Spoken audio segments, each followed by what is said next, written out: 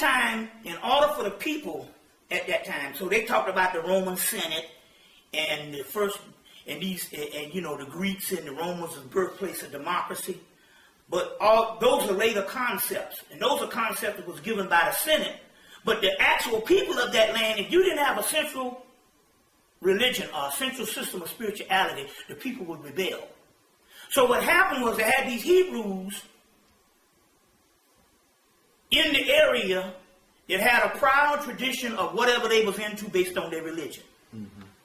So the Roman citizens is going, look, we favor them because these people have a central way of worship, a central way of life based on their religion or based on their system of spirituality. Mm-hmm. Mm-hmm.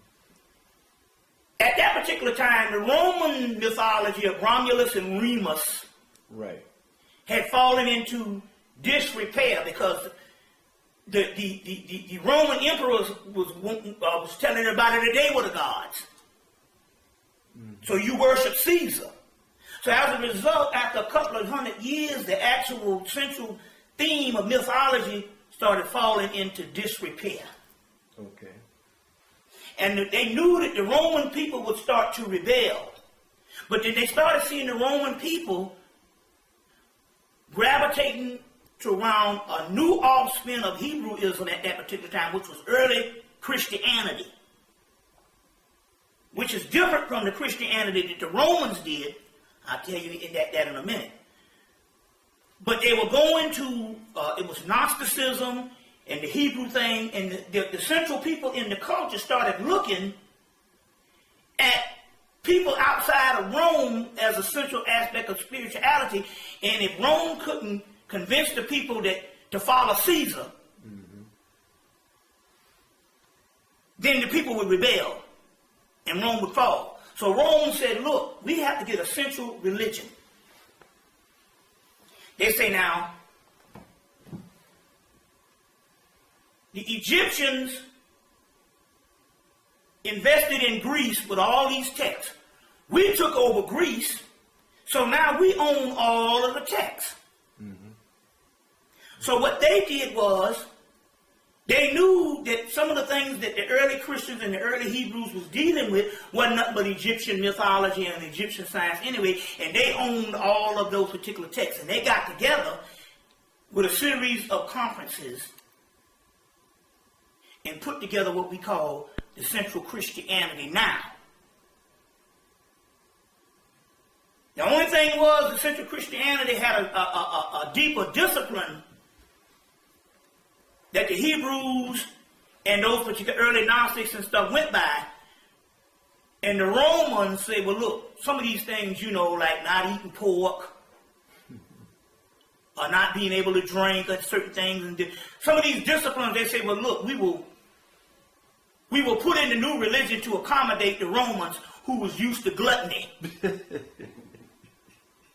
You see, same thing happened in the period of when they were trying to get the European, after the Romans usurped the Christianity and tried to get the Europeans to follow Christianity. The Europeans said, well, look, we'll follow Christianity, but we got to take our festivals and our different practices. You got to incorporate them into Christianity. So all these winter solstice and these festivals later on became Christianity, Christmas, and some of these festivals that the Europeans had around that time, they just usurped them and put them into the Christian holidays, or made them into Christian holidays. But if you trace them back, if you trace them back, you will see that they were pagan in that particular way, which was some of these festivals. Right. So as a result, Rome had to make a central religion of the state, but they had to make a religion that can accommodate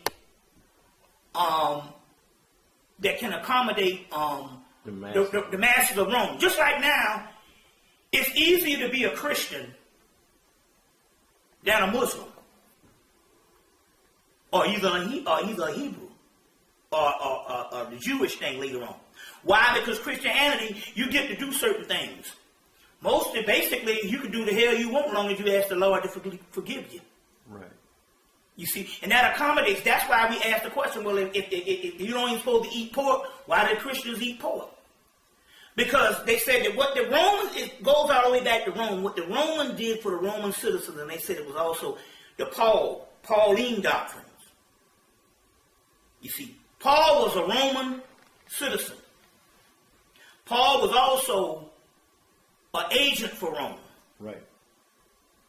You see, so he fashioned a Christianity without the strict doctrines so that the Roman people could acquiesce it.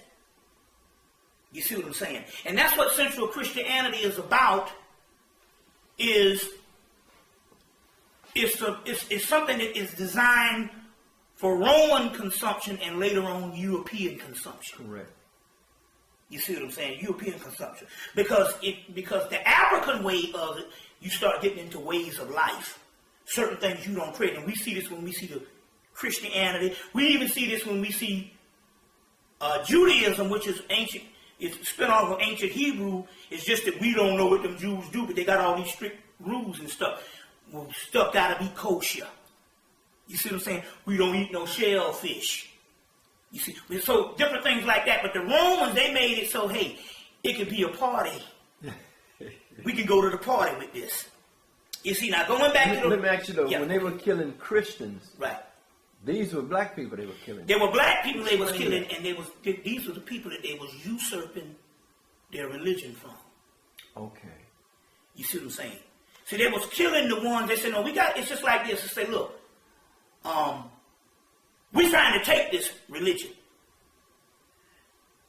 But if we got some people that's got practices that's different than the Romans, we got to take them out if we're going to make this religion central and conducive to us. So the ones that they were killing was the original Christians. They're saying that the original Christianity don't even resemble the Christianity that we have now, because original Christianity was a spinoff from the Hebrew aspect, which had a lot of codes and laws.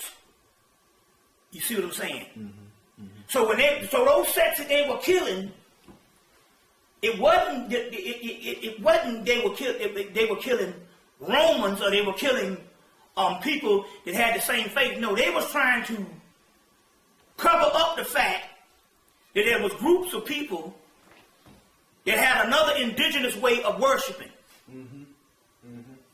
You see, and they had to get rid of this because the Pauline doctrines had much more what you call a pseudo type of practices that the Roman people could get with. You got to realize we're talking about people that used to go to coliseums just to see black people getting killed. You see what I'm saying? Yeah, yeah. You know, we talking about people like Caligula with all kind of perverted sex acts and stuff like that. And we talking about people where a central part of them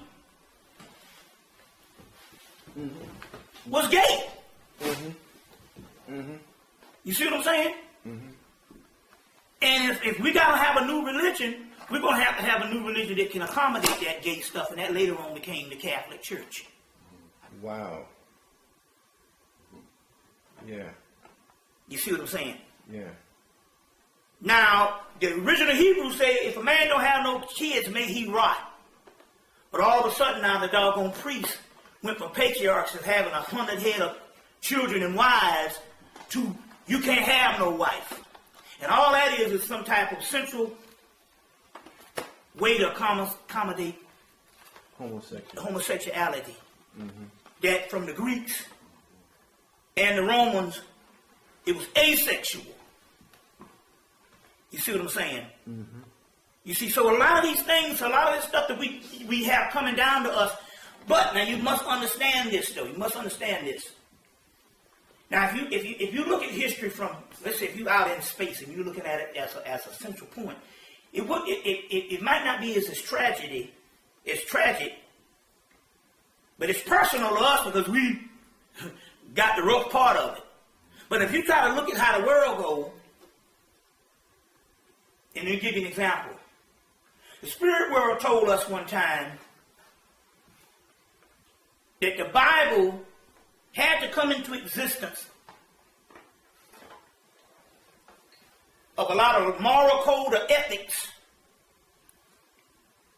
for the Europeans coming up from the lethargy of barbarism. So they had to have a code book because they didn't have the type of rites of passages, whereas in Africa, you just didn't do things because you were raised in a society. It has rites and passages. This stuff is not heard of. You see? Whereas these people were coming out of barbarism and they didn't have the type of rites and passages. So they needed a book that they could go to the book and say, don't do this and don't do that.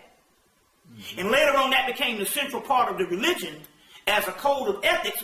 But in our honesty, that was a rites of passage for the Europeans. So in so many words, they needed that book. The Bible was central. Look what they did when they got the Bible and how they killed the world. Can you imagine that they didn't have that?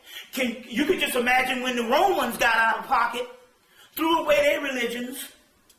They don't deal with Zeus, which is Jupiter at the time. They don't deal with that. They get to the point whereas the Senate and Caesar is God. And look what they could do just by not having a code of ethics. You see what I'm saying? Not having a code of ethics. So a lot of these things that went on, the reason why the Christianity had to come up out of that, it wasn't written for us. It wasn't for our history. It was for later day Europeans. Now, dealing with that, we have to understand this. Looking back to the ancient Egyptians.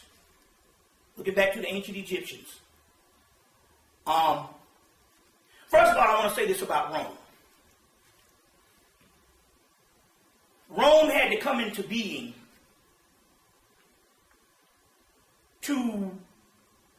so that even the Africans could have a central experience of living with white people later on. So the Rome had to come in and be brutal, because even what's her name said it. Look, he said Hannibal's father. And Hannibal's father is called a Moor.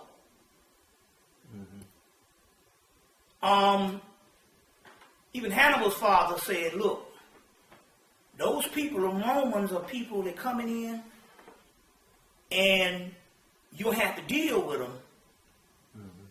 But what he was trying to say here is that you're going to have this experience. Now what I mean by that is this. To this day,